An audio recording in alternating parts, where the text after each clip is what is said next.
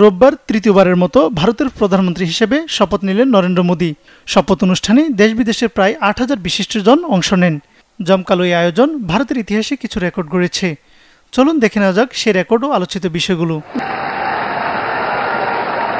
প্রথমত, জওহরলাল নেহরুর পর ভারতের টানা তৃতীয় মেয়াদে প্রধানমন্ত্রী হবার রেকর্ড গড়েছেন মোদী। এর আগে এই রেকর্ড এককভাবে ছিল ভারতের স্বাধীনতা আন্দোলনের অন্যতম নেতা ও প্রথম প্রধানমন্ত্রী কংগ্রেস নেতা জওহরলাল নেহরুর। ২ নাম্বার, ভারতের প্রতিবেশী প্রথম নীতি ও সাগর ভিশনকে সর্বোচ্চ অগ্রাধিকার দিয়ে শপথ গ্রহণ অনুষ্ঠানে প্রতিবেশী দেশগুলোর নেতাদের আমন্ত্রণ জানানো হয়। সাগর ভিশন বা security and growth for all in the reason হল ভারত মহাসাগরের দেশগুলোর সঙ্গে ভূরাজনৈতিক সম্পর্ক রক্ষার মোদী সরকারের একটি নীতি।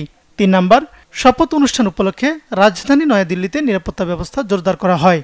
শুধু যান চলাচল স্বাভাবিক রাখতে ও ভিআইপিদের চলাচল নির্বিঘ্ন করতে অতিরিক্ত প্রায় ১,১০০ ট্রাফিক পুলিশ মোতায়েন করা হয়। ৪ নাম্বার, কংগ্রেস নেতা কেসি ভেনুগোপাল জানিয়েছেন, নরেন্দ্র মোদীর শপথ গ্রহণ অনুষ্ঠানের বিষয়ে সরকার থেকে বিরোধী নেতাদের কোনো তথ্য জানানো হয়নি, তাই তাদের দেখা যায়নি। ৫ নাম্বার, শপথ অনুষ্ঠানে ৮,০০০ অতিথির মধ্যে অন্তত ১০ জন রাষ্ট্র ও সরকার প্রধান ছিলেন।